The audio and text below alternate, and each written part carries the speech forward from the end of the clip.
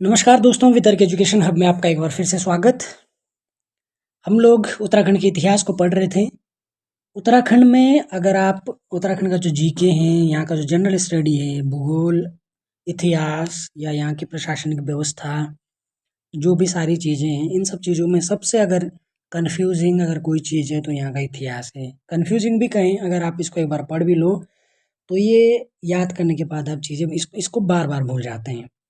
तो मैंने कोशिश करी कि इतिहास को मैं छोटे-छोटे पार्ट्स में, मतलब पूरा जो इतिहास है, चाहे चंद का है या उससे पहले वाला जो कत्यूरियों का है, खस है या उससे पुराना जितना भी सारा है, मैं छोटे-छोटे वीडियोज़ में इसको डिवाइड करके इसको थोड़ी आसान करके समझने के लिए मैंने अलग-अलग वीडियो में इसको डिवाइड किया है। तो ऑलरेडी मैं इस पर 3 वीडियो बना चुका हूँ, तो ये चौथा वीडियो है। आप उन 3 वीडियो को देखेंगे, फिर उसके बाद आप अगर इस वीडियो को देखेंगे तो फिर ये आपको समझने में आसानी होगी। और मैंने क्या करा है, कोशिश करी है कि जो भी टॉपिक है उसको फिर मैं थोड़ा छोटे-छोटे पार्ट्स में उसको डिवाइड करके फिर उसके क्या-क्या, जैसे अगर डिवीज़न है, डिवीज़न को फिर किस तरीके से सीक्वेंस में समझा के, ताकि वो रिवाइज़ करने के लिए और याद करने में आसानी हो। इसलिए मैंने इस जो पूरा इतिहास है इसको एक वीडियो में कवर करने के बजाय इसको अलग-अलग छोटी-छोटी वीडियो में कवर किया है, ताकि इसको समझने में और याद करने में भी हमको दिक्कत ना हो। तो शुरू करते हैं आज के वीडियो को। पहला प्रश्न, निम्नलिखित में से किस चंद शासक ने पहली बार डोटी पर आक्रमण किया था? ऑप्शन ए उद्यानचंद, बी ज्ञानचंद, सी भारतीचंद और डी रत्नचंद। तो इसका आंसर है ऑप्शन सी भारतीचंद। भारतीचंद 35वां चंद शासक था, जो कि 1437 में गद्दी पर बैठा। और इसका जो कार्यकाल है, मतलब कब से कब तक ये इसने शासन किया, तो 1437 में गद्दी पर बैठा ये और 1477 तक इसने शासन किया। भारती चंद के जो पवाड़े हैं, पवाड़े मतलब कुछ लोक गाथाओं पर आधारित कुछ एक तरीके की लोक गाथाएं कह सकते हैं पवाड़ों को। तो भारती चंद के जो पवाड़े हैं, कुमाऊं के इतिहास में काफ़ी प्रसिद्ध हैं। और भारती चंद कुमाऊं का सबसे पराक्रमी शासक भी था। पराक्रम इसलिए क्यों बोलते हैं, क्योंकि जब डोटी ने चंदों को अपने कब्जे में कर लिया था, तो इसने क्या किया, डोटी पर आक्रमण कर दिया। डोटी पर आक्रमण करने वाला पहला शासक था ये, इसलिए इसको भारती चंद को जो है कुमाऊं का सबसे पराक्रमी शासक भी बोलते हैं। इसकी सेना में सभी जाति और धर्म के लोग थे। इससे आप ये अंदाजा भी लगा सकते हैं कि तत्कालीन जो समाज, उस समय का जो समाज था, जैसे हम लोग अक्सर ऐसा अंदाजा लगाते हैं कि अगर कोई मुगल शासक है तो उसकी जो सेनाएं थी वो सारी मुस्लिम हो या मुगल हो, ऐसा नहीं होता है। इसी तरीके से जो ये भारती चंद था, तो इसकी सेना में भी सभी धर्म और जाति के लोग थे। भारती चंद को डोटी पर विजय 1451-52 में मिली। और हुडेली ताम्रपत्र के अनुसार भारती चंद ने 1451 में एक गांव भी दान दिया था। इसके डोटी अभियान के दौरान नायक नामक एक जाति की उत्पत्ति हुई। और इस जाति के जो लोग थे वो चंद सैनिकों के अवैध संतान थे। यानी जब इन्होंने डोटी पर आक्रमण किया तो एक नवीन तरीके की एक जाति थी जिसका नाम था नायक जाति, इसकी उत्पत्ति हुई। और ये जो जाति है, ये जो जाति है, ये चंद सैनिकों की अवैध संतान थी, इस जाति से संबंधित लोग। आगे देखें तो भारती चंद ने अपने पुत्र रत्नचंद की सहायता से जिन राज्यों पर अधिकार किया, जैसे मैंने अभी बात करी डोटी की, डोटी पर इसने आक्रमण किया। डोटी के अलावा अपने पुत्र रत्नचंद की सहायता से इसने सोर पर, सिरा पर और थल पर, ये आसपास के जो राज्य थे, इनको भी अपने कब्जे में किया। सोर जो कि पिथौरागढ़ का इलाका होता है। सोर में मलवंश का शासक था जिसका नाम था बमशाह। और यहीं के राजा विजय बम की जानकारी मझेड़ा ताम्रपत्र से भी मिलती है, जिसका शासन भारती चंद ने समाप्त कर दिया था। यानी जो मल्ल वंश का शासक था और विजयबम, उसकी जानकारी हमको मझेड़ा ताम्रपत्र से मिलती है। और इसका जो शासन था ये भी भारती चंद ने समाप्त कर दिया था। आगे देखिए तो खेती खान जो ताम्रपत्र है उसमें भारती चंद के दूसरे पुत्र सुजान कुंवर का उल्लेख मिलता है। पहले पुत्र हमने अभी देखा रत्नचंद था भारती चंद का, दूसरा पुत्र था सुजान कुंवर। और भारती चंद के दूसरे पुत्र सुजान कुंवर की जानकारी मिलती है खेती खान नामक ताम्रपत्र से। तो ये भारती चंद के बारे में था। अब दूसरा प्रश्न देखते हैं, लोहा घाट व हुडेती ताम्रपत्र निम्नलिखित में से किस शासक का उल्लेख मिलता है? तो ए कीर्तिचंद, बी रत्नचंद, सी भीष्मचंद या डी बालो कल्याण चंद। इसका आंसर है ऑप्शन बी रत्नचंद। भारती चंद के बाद जैसे मैंने अभी बताया उसका पुत्र है रत्नचंद। वो 1477 में गद्दी पर बैठता है, जिसके समय में डोटी में नागमल ने विद्रोह कर दिया था। किसके समय में? रत्नचंद के समय में डोटी में नागमल ने विद्रोह कर दिया। डोटी ये नेपाल का इलाका था, आज भी डोटी जो है नेपाल में एक जिला पड़ता है। आगे देखें तो रत्नचंद ने नागमल और थल के राजा सूर सिंह भंडार इनको भी जो है परास्त किया था। और रत्नचंद पहला शासक था जिसने भूमि बंदोबस्त का कार्य किया एवं जिंदा केतल नामक भूमि बंदोबस्त अधिकारी की नियुक्ति की। बहुत इंपॉर्टेंट पॉइंट है, अगर कभी प्रश्न है कि जिंदा केतल नामक भूमि बंदोबस्त अधिकारी की नियुक्ति किसने की, तो वो किसने की थी, रत्नचंद ने। और रत्नचंद ही वो पहला चंद शासक था जिसने भूमि बंदोबस्त का कार्य किया, जो कि किसका पुत्र था, रत्नचंद किसका पुत्र था, रत्नचंद था भारती चंद का पुत्र। आगे देखें तो गढ़वाल शासक अजयपाल को निम्नलिखित में से किसने पराजित किया था, ए कीर्तिचंद, बी भीष्मचंद, सी रुद्रचंद या डी कल्याणचंद। इसका answer option A Kirtichand. Ratanchand का पुत्र था कीर्तिचंद, यानी भारतचंद का पुत्र हो गया रत्नचंद, रत्नचंद्र का पुत्र हो गया कीर्तिचंद। तो कीर्तिचंद 1488 ईस्वी से लेकर 1506 तक कुमाऊं की गद्दी पर बैठा था ये, और ये नाथ संप्रदाय का अनुयायी था। बारामंडल और बिसौद क्षेत्र को इसने अपने राज्य में मिलाया था। किसकी बात हो रही है, ये बात हो रही है कीर्तिचंद की। इसने बारामंडल और विसोद नामक जो क्षेत्र था इसको अपने राज्य में मिलाया था। और इसके समय में नागनाथ सिद्ध नामक एक योगेश्वर भी चंपावत आए थे। और इसके बाद फिर प्रतापचंद, ताराचंद, मानिकचंद, भीष्मचंद ये राजा क्रमशः हुए।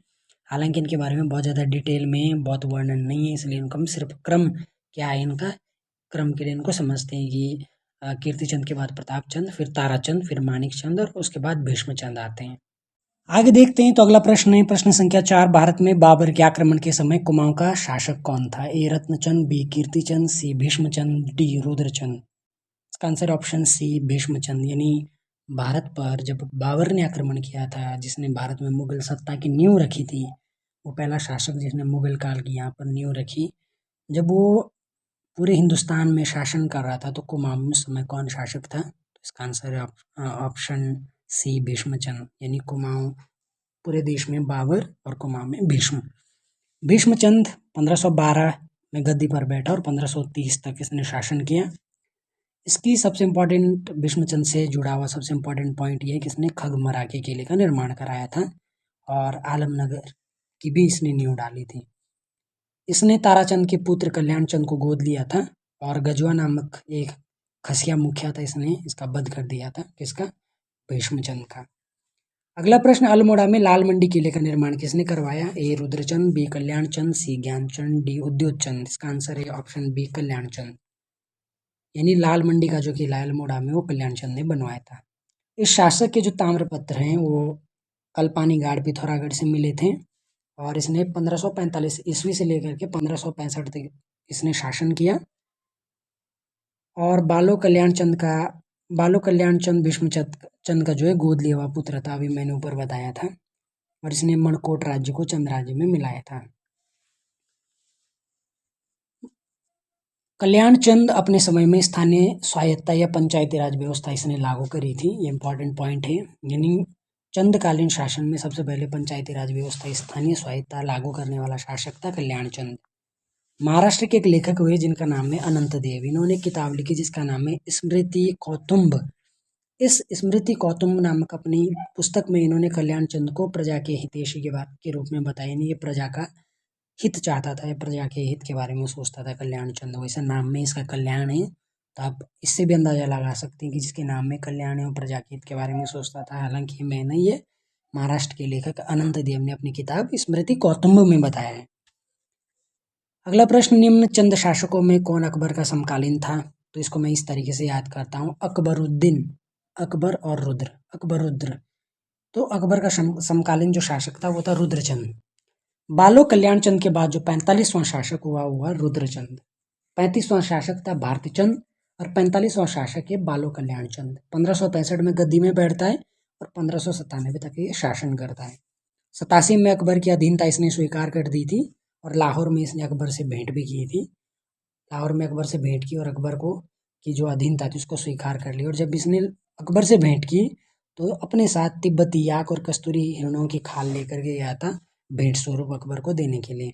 और अकबरनामा के अनुसार रुद्रचंद की 1588 ईस्वी में, जैसे मैंने अभी बताया, लाहौर में अकबर से मुलाकात की इसने। और जो अकबर के 9 रत्नों में से उनके जो एक महत्वपूर्ण रत्न थे बीरबल, उनसे भी इनके काफ़ी अच्छे संबंध थे, ऐसा अकबरनामा में मिलता है। रुद्रचंद के और महत्वपूर्ण कार्य कौन कौन से? सबसे पहला है कि तराई पर आक्रमण किया इसने, और जब इसने तराई पर आक्रमण किया उस समय वहाँ हुसैन खान ने कब्जा कर रखा था। दूसरी बात, रुद्रपुर नगर अकबर इसने रुद्रचंद ने बनाया, नाम से पता चला रुद्रपुर और रुद्रचंद। और अल्मोड़ा का मल्ला महल, जो मल्ला महल है वो भी किसने बनाया? वो भी रुद्रचंद ने बनाया। आप अगर थोड़ा सा अभी पीछे जाओ, जो मैंने अभी बताया था कि लाल मंडी का किला बनाया था कल्याण चंद ने, जबकि जो मल्ला महल है वो बनाया रुद्रचंद ने। कुमाऊं में चौथानी ब्राह्मणों की मंडली भी रुद्रचंद ने बनाई, और घरों का कार्य करने के लिए इसने छयोड़ियों और छयोड़िया नाम के जो भी लोग थे उनकी नियुक्ति करी है, घर का काम करते थे। सामाजिक व्यवस्था सुधार के लिए इसने त्रैवणिक धर्म निर्णय नामक पुस्तक लिखवाई, खुद नहीं लिखी, किसी और से लिखवाई, त्रैवणिक धर्म निर्णय। राज्य के कुछ युवाओं को संस्कृत अध्ययन के लिए इसने कश्मीर भी और काशी 2 जगहों पर भेजा। ये इंपॉर्टेंट पॉइंट है।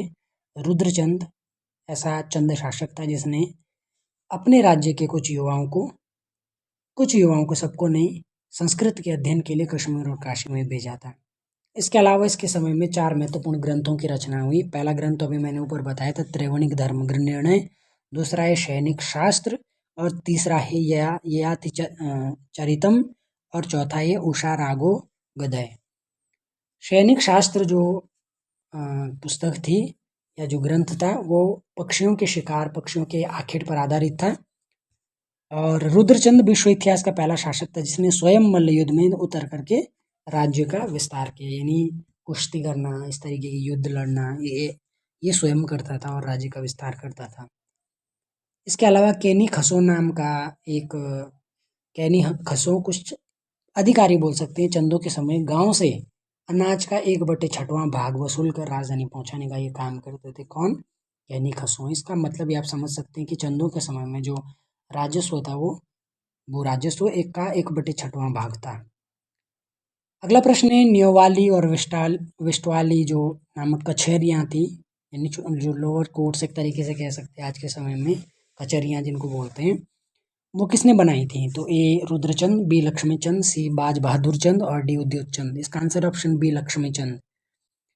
रुद्रचंद के बाद 1597 ईस्वी में उसका छोटा पुत्र था लक्ष्मीचंद, वो गद्दी पर बैठता है, और इसका नाम मानवोदय काव्य में लक्ष्मण मिलता है, और मुनाकोट ताम्रपत्र में इसको लक्ष्मण बोलते हैं। इसका एक और उपनाम था, वो था लखुली विराली। ऐसा मतलब ऐसी किंवदंती है कि मुगलों के सम्मुख ये भीगी बिल्ली बन के रहता था, इसलिए इसको लखुली बिराली बोलते हैं। जैसे बिराली दिख रही है ना यहाँ, ऐसे कुछ भी मतलब क्या क्या टॉपिक रहते हैं, तो लखुली बिराली इसको बोलते थे उपनाम से, क्योंकि ये मुगलों के सामने बोले क्या रहता था, भीगी बिल्ली बन के रहता था, यानी डरा हुआ रहता था, इसलिए इसको लखुली बिराली बोलते थे। तो लक्ष्मीचंद को लॉ से लक्ष्मीचंद और लॉ से लखुली बिराली, ऐसे कुछ इसको याद कर सकते हैं। जहांगीरनामा के हिसाब से ये सबसे धनी शासक था। मतलब चंद शासकों में सबसे धनी शासक कौन था? लक्ष्मीचंद। वैसे लक्ष्मी क्या होता है? पैसा। तो जो जिसके पास पैसा वो सबसे धनी, और लक्ष्मी और लखुली इस तरीके से याद किया जा सकता है। जहांगीरनामा के हिसाब से ये सबसे धनी शासक था। मतलब चंद शासकों में सबसे धनी शासक कौन था? लक्ष्मीचंद। वैसे लक्ष्मी क्या होता है? पैसा। तो जो जिसके पास पैसा वो सबसे धनी, और लक्ष्मी और लखुली इस तरीके से याद किया जा सकता है। और गढ़वाल पर 7 बार इसने असफल आक्रमण किया। इसके अलावा उसने बड़े बड़े बाग बगीचे भी लगवाए लक्ष्मीचंद ने, जैसे नरसिंहबाड़ी, कबीना और लक्ष्मेश्वर। इसके समय में लोग करों के भय से शाक सब्जियां छतों पर उगाते थे। आप देख सकते हैं कि टैक्स का जो डर है वो इतिहास में से लेकर के आज तक बना हुआ। लोग टैक्स के लिए क्या क्या उपाय अपनाते हैं कि टैक्स बचाया जा सके। आज भी यही चल रहा है, और तब भी लोग इस तरीके कुछ ना कुछ उपाय करते हैं जिससे कर न दिया जा सके।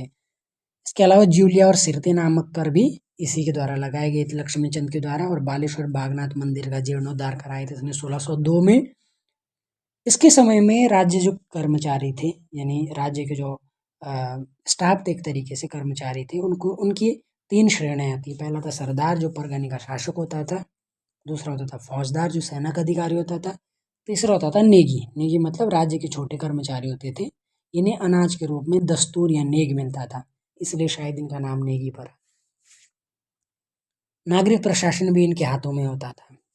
एक और महत्वपूर्ण जो पद था वो था सेजवाल। लक्ष्मीचंद के समय राजा के जो राजसी कपड़े होते थे, राजा के बड़े अपने सूट बूट होता है, राजसी कपड़े जिनको बोलते हैं। फिर राजा के अपने जूते और निजी हथियार रखने वाला जो आवास था उसको बोलते थे सेजवाल, जहाँ पर सब चीजें सहेज के रखी जाती थी, सेजवाल। इसी तरीके से एक दूसरा था, उसका नाम था ठटवाल। ठटवाल क्या था? ठटवाल था जो कर्मचारी कार्य गाय भैंस से ताजा दूध दही मक्खन दरबार में पहुंचाना था। यानी ठटवाल नामक जो कर्मचारी था उसका काम था गाय भैंस का जो दूध होता था उससे दही बना करके, उसका मक्खन बना करके उसको दरबार में पहुंचाना, और फिर शासक लोग या जो भी उसका इस्तेमाल करते थे वो करते थे, लेकिन इनका काम होता था कि पहुंचाते थे। इसी में आगे चले तो एक और महत्वपूर्ण व्यक्ति हुए, उनका नाम है शक्ति गोसाई। शक्ति गोसाई के बारे में बात करें तो ये जन्म से अंधे थे, इसलिए इनको कुमाऊं का धृतराष्ट्र भी कहा जाता है। यानी कुमाऊं के धृतराष्ट्र कौन हुए? शक्ति गोसाई। और शक्ति गोसाई लक्ष्मी चंद का बड़ा भाई था। लक्ष्मी चंद के समय में जो भी नागरिक प्रशासनिक जो व्यवस्थाएं हुई, उससे रिलेटेड जितनी भी नीतियां निर्धारित हुई वो सब शक्ति गोसाई के द्वारा निर्धारित होती थी। यानी लक्ष्मी चंद जब शासक था उसके समय में नागरिक और प्रशासनिक सारी व्यवस्थाओं की जिम्मेदारी, उनसे रिलेटेड जितनी भी नीतियां थी वो सब शक्ति गोसाई ने निर्धारित की थी, क्योंकि ये लक्ष्मी चंद का बड़ा भाई था। इसने दारमा घाटी के शौका जनजाति के अधिकार एवं कर्तव्य निर्धारित करे थे, और राजधानी में इसने बंदोबस्ती कार्यालय की भी स्थापना करी थी। एक और महत्वपूर्ण है इसमें आगे तो वो है चंदकालीन सीरा राज्य। इसके बारे में भी थोड़ा सा जानते हैं। चंदकालीन जो सीरा राज्य था वो क्या था? तो इस राज्य की बात करें तो आज का जो डीडी हाट है वहाँ पर ये उसके आसपास इसकी लोकेशन थी सीरा राज्य की, और डोटी के जो मल शासक थे उनके अधीन था। सीरा के मल स्वयं को राय या रेका बोलते थे, राय या रेका।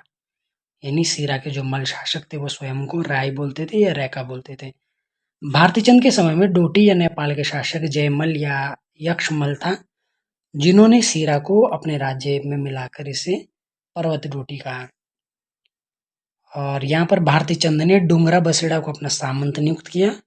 फिर डूंगरा बसेड़ा के बाद मदन सिंह और राय सिंह सामंत नियुक्त हुए। यानी भारतीचंद ने पहले डूंगरा बसेड़ा को अपना सामंत बनाया था, कहाँ पर? सीरा राज्य में। उसके बाद फिर डूंगरा बसेड़ा के बाद मदन सिंह के बाद फिर राय सिंह, इस क्रम से सामंत नियुक्त होते हैं। आगे देखिए तो रुद्रचंद ने सीरा में भूमि का विधि पूर्वक बंदोबस्त किया था। तो ये था आज के चंदकालीन जो शासक थे उनके बारे में, आगे वाले शासकों के बारे में बात करी। अभी काफ़ी सारे और भी बचे हुए हैं, उसको हम अगले वीडियो में चर्चा करेंगे। चूँकि मैं एक साथ इसलिए नहीं लाना चाह रहा हूँ, फिर वो बहुत सारा कन्फ्यूजन क्रिएट हो जाएगा। थोड़ा-थोड़ा करके हम याद करेंगे तो वो चीज़ें ज़्यादा दिमाग में रहेगी। तो अगले इससे आगे जो प्रशासन की व्यवस्था है उसको अगले वीडियो में, या जो भी थोड़े बहुत शासक इसमें आगे बचे उनको अगले वीडियो में चर्चा करेंगे। तब तक के लिए बहुत बहुत धन्यवाद। और ये वीडियो आपको पसंद आया तो लाइक और शेयर करें, और चैनल को सब्सक्राइब करना ना भूलें। Thank you so much.